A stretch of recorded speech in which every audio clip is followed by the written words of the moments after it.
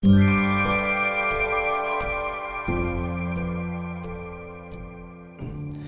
quero começar por agradecer à Comissão Organizadora ter-me, enfim, convidado para me ter aqui neste aperto. Pronto, antes de mais dizer que, enfim, que venho aqui sobretudo trazer, enfim, algum aporte de alguma reflexão pessoal e de uma experiência, enfim, de quase 30 anos a trabalhar em serviço de urgência e, em alguma fase da minha vida, de alguma ligação preferencial ao serviço de urgência que tive. E nesse sentido, portanto, ninguém espera que venha aqui trazer a solução para alguns problemas que possivelmente existirão nesta área da formação na urgência. Enfim, vou tentar não meter muito neste aperto entre a posição do Dr. João Correia e do Dr. Jorge Teixeira, enfim, dentro do possível. Mas as coisas estão interligadas, certamente, também quando falamos em qualquer coisa que se passe dentro do serviço de urgência. Vou, de qualquer maneira, fazer uma breve consideração sobre a nossa realidade do serviço de urgência, quais serão ou poderão ser os objetivos da formação dos internistas no serviço de urgência, formação e exercício, formação mais formal ou ensino mais formal e depois as questões da avaliação, nomeadamente dos nossos internos, no que concerne ao seu trabalho no serviço de urgência. A realidade das nossas urgências, enfim, já é conhecida, realmente são locais de afluxo, de grande pressão, de afluxo de doentes e em que o conjunto de problemas que ali cai, enfim, ultrapassam muito até a parte clínica, em número e em dificuldade. E começamos por questionar, enfim, eventualmente, como é que é possível fazer boa formação quando a realidade nos serviços de urgência, enfim, é esta que as imagens muitas vezes documentam. Em muitos dos nossos serviços de urgência, portanto, há um aglomerado de doentes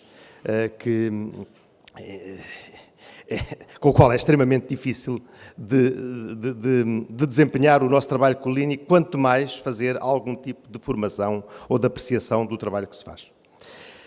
A questão das crises nos serviços de urgência não é uma questão só nossa, e aquilo que já há uns anos passava nos Estados Unidos, que era uma relação inversa entre a diminuição dos serviços de urgência e o aumento de doentes que afluíam à urgência, eventualmente também terá alguma semelhança com aquilo que se passa entre nós. Há cerca de uma dezena de anos atrás, como sabem, fecharam muitos pequenos serviços de urgência ou serviços de atendimento de doentes agudos abertos e a questão é que os serviços de urgência que se mantêm em funcionamento muitas vezes não foram ampliados, não se aumentou a sua capacidade em muitos casos e realmente a aglomeração de gente aumentou a complexidade do funcionamento lá dentro. Muitas vezes é difícil perceber entre os doentes quem é quem são os casos graves, quem são os casos menos graves e às vezes até, nos maiores serviços, até quem é quem entre os profissionais,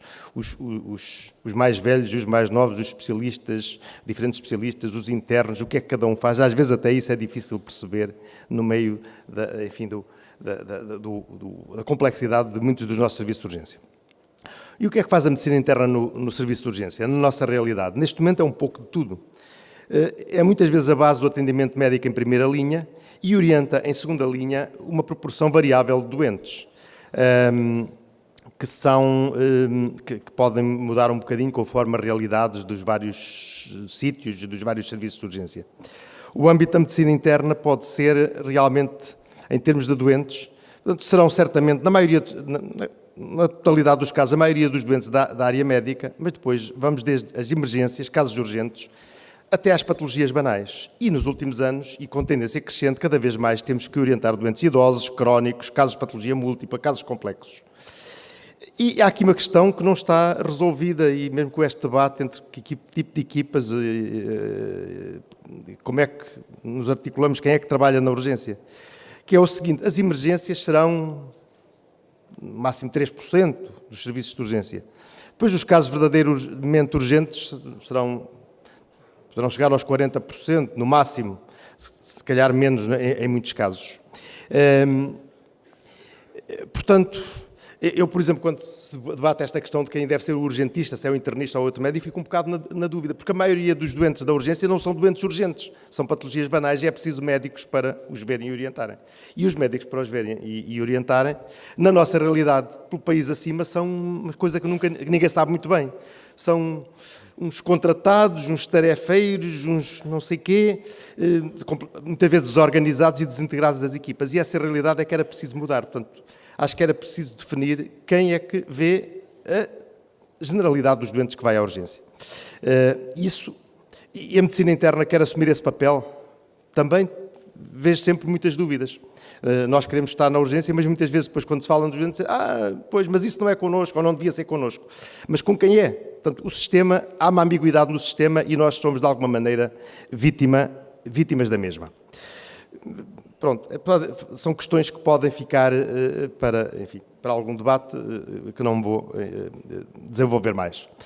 Quanto à formação, o que é que diz o nosso programa de formação? Diz que os nossos internos, que devem ser integrados na urgência por períodos de 12 horas semanais, com formação e exercício, sob tutela de um especialista de medicina interna, em todos os setores que constituem o serviço de urgência, sendo esta uma atividade fundamental,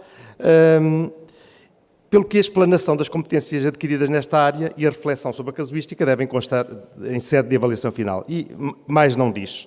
Portanto, em termos de objetivos da formação, de métodos, de como é que deve ser, há aqui alguma ambiguidade e parece-nos que a prática resulta muito de algum empirismo e daquilo que é a nossa prática e que foi a aprendizagem interpares ao longo dos anos. Na realidade, os internistas acabam por ser os médicos emergencistas na nossa atualidade na urgência, quer queiramos ou não, na generalidade dos casos, são eles que desempenham essa tarefa. E têm que realmente ter uma série de competências, de capacidades e de aptidões. E, nomeadamente, uma coisa que é extremamente importante nas nossas urgências, que têm sempre centenas de doentes todos os dias, que é esta última, que é identificar corretamente quem é que necessita de ser admitido, aquela questão que já há bocadinho foi abordada, e quem pode ir em segurança para casa. Isso é uma questão muito sensível e que nem sempre é fácil, que nos põe muitas dificuldades na realidade, que são muitas das nossas urgências pelas suas condições de trabalho. E, portanto, o médico que trabalha na urgência que tem que ter uma série de aptidões clínicas, obviamente, tem que saber fazer, mas tem que saber fazer uma série de outras coisas, porque senão não sobrevive ali. Portanto, se tivéssemos 30 ou 40 doentes para tratar por dia, tudo bem, mas quando temos 300, 400, 500, 600, por aí acima, é muito complicado e realmente o internista se calhar, deveria quase ser um super-homem e os nossos internos deveriam treinar para ser super-homens, porque têm que ter todas estas capacidades para trabalhar na urgência. Ora bem, o internista, portanto, que pretende com a sua formação que ao fim dos 5 anos tenha uma formação clínica abrangente, tenha uma visão sistémica, tenha uma capacidade de integrar informação variada e complexa, aptidão para o trabalho em equipa. Isto tudo é preciso para a urgência, mas não chega. E é preciso realmente alguma preparação específica para aquilo que é o motivo das urgências estarem abertas, que são os doentes urgentes e emergentes. E, portanto, se o internista estiver lá e se não tiver preparação específica para isso, a menos que haja alguém ao lado que a tenha e que o ajude, temos o caldo entornado. Tem que realmente saber destrinçar as situações, o que é para resolver ali e o que não é. E tem que ter realmente também uma estratégia, tem que desenvolver um pensamento, uma estratégia conceptual em termos organizativos. Tem que perceber qual é o papel essencial do SU e quais são os seus limites. E o que é que se deve fazer ali e o que é que não se deve fazer. Porque, como sabemos, uma boa maneira de encher o serviço de urgência é pormos a fazer lá a medicina que não devia ser chamada para ali. Isso é extremamente importante. E, além disso, a capacidade de trabalhar sob pressão e de gerir conflitos. Portanto, o que se pretende é que um médico interno e depois especialista que se forma para trabalhar na urgência tenha capacidades múltiplas, seja quase um canivete suíço de capacidades e de aptidões. Tem que ter muitos conhecimentos, tem que ter competências, tem que ter atitudes corretamente desenvolvidas para ser capaz de obter um desempenho capaz e competente. Mas a realidade é que Se não houver organização, se não houver alguma metodologia de desenvolvimento destas capacidades, portanto, o interno, ou mesmo o internista no serviço de urgência, muitas vezes não saberá para que lado é que se há de virar e parece, muitas vezes, ou pode parecer uma barata tonta na urgência. Um interno que vai fazer o seu estágio no serviço de urgência tem oportunidades para aprender uma série infinita quase de aptidões, de capacidades, de opções de aprender a fazer. Esta é uma lista que nem sequer será exaustiva, haverá muitas mais, mas realmente a urgência tem material para todas estas oportunidades de aprendizagem. A questão aqui é como é que elas se desenvolvem. E nós precisamos, portanto, para esta aprendizagem, que no fundo é uma aprendizagem em exercício, fazendo e aprendendo a fazer, enquanto se vai fazendo sob tutela, temos de ter internos, sejam interessados, trabalhadores, diligentes, responsáveis, disponíveis, proativos, com espírito de equipa e capacidade crítica. Mas depois temos que ter formadores que estejam presentes, que estejam motivados e que tenham disponibilidade. E para ter disponibilidade é preciso que, por exemplo, o rácio entre especialistas e formandos, internos de medicina interna e às vezes de outras áreas e até alunos, sejam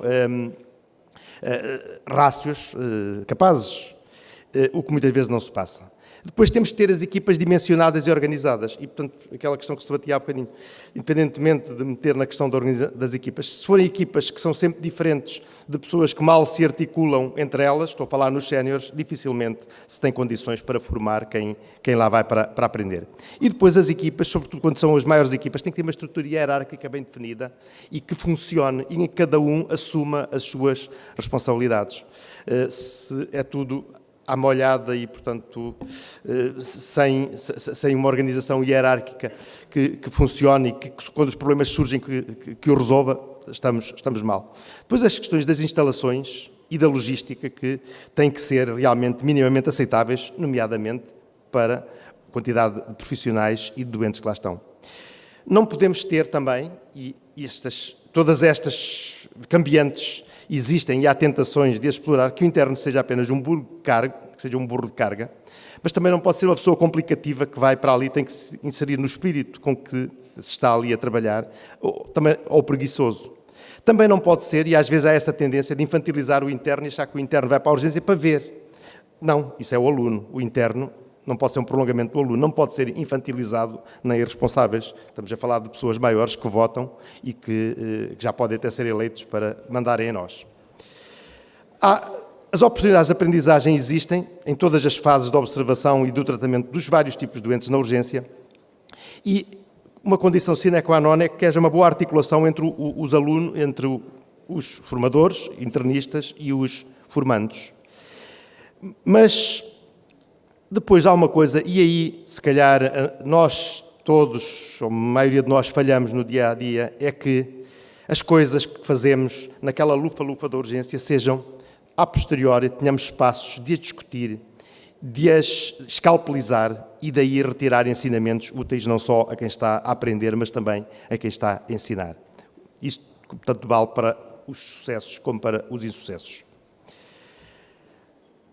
A organização das equipas, portanto, é esta questão que debatemos. Isto, obviamente, é essencial para montarmos a estrutura formativa no serviço de urgência. A estrutura hierárquica, como já referi antes. Depois tem que haver algum tipo de responsabilização e incentivo a quem forma. E isso continua, acho que é uma área que continua muito pobre, é só conversa, mas não há nada nesse sentido. E não estou a falar de incentivos económicos, eventualmente, poderíamos falar de outros. E depois as tais questões de criar os hábitos de debate, de análise retrospectiva conjunta, da avaliação séria do progresso do interno. Há uma discussão que podíamos ter é se o modelo clássico das 12 horas por semana durante todo o internato é o mais adequado. E eu tenho visto, até em conversas com colegas, levantar-se algumas dúvidas e há quem levante alternativas. Uma seria fazer estágios, como se faz de outra área. Teria a desvantagem que seria muito finito no tempo e depois a pessoa estava a maior parte do tempo sem contactar com a urgência, se calhar tem esse problema. Mas poderia ser, por exemplo, uma semana a cada 2 meses, ou um mês a cada 6 meses, ou uma coisa parecida. Isto para não interferir menos, às vezes, com a organização do trabalho e do interno no seu dia-a-dia, no seu serviço. Depois é preciso integrar esta formação que o interno faz na urgência, vendo fazer, já não demoro muito, com o ensino mais formal, que nós vamos tendo, embora às vezes um bocadinho ad hoc, mas vamos tendo cada vez mais formações de suporte de base e avançado de vida, em VNI, em sepsis, noutras múltiplas situações clínicas, em procedimentos e técnicas e uma série de outras situações. Enfim, há várias realidades no país. Uma das realidades que acho que vai ganhando corpo, e há várias experiências no nosso país, e que acho que pode ser muito importante para a aprendizagem destas capacidades e destas competências, e o trabalho da urgência presta-se muito a esse tipo de aprendizagem, é usando os recursos da simulação biomédica. É possível, em termos de simulação, simular quase tudo, e sobretudo, há uma coisa que é muito importante e que é muito fácil fazer, ou que é fazível em simulação biomédica, que é a questão de treinar as competências não clínicas, que, como vimos, são extremamente importantes para quem trabalha na urgência. E isso está-se a dar os primeiros passos, seria importante estruturar, se calhar, esse tipo de formação. A avaliação é essencial, e a avaliação da urgência, parece-me, dos nossos internos, se dilui no global da avaliação. Portanto, há muitas maneiras de a fazer, mas isso implica tempo, investimento das pessoas, organização e planeamento, que muitas vezes não existe, porque a formação do internista da urgência passa pela prática clínica, conciliada com o estudo teórico, com os tais cursos, com a análise, a reflexão e discussão das situações concretas que ocorreram, e depois também pela avaliação, que terá um caráter formativo. E só pistas para o futuro, será se calhar importante definir melhor o papel do internista do SU, porque isso depois tem impacto na formação, definir de forma mais rigorosa os objetivos da formação dos internos de medicina interna na urgência, articular todos estes vários níveis de aprendizagem, como falei, e avaliar também, se calhar de uma forma um bocadinho mais específica, o trabalho do interno na urgência e o seu desenvolvimento, e não diluí-lo tanto, se calhar, na avaliação global. Pronto, espero que me tenham conseguido ouvir e que não tenha sido maçador. Obrigado.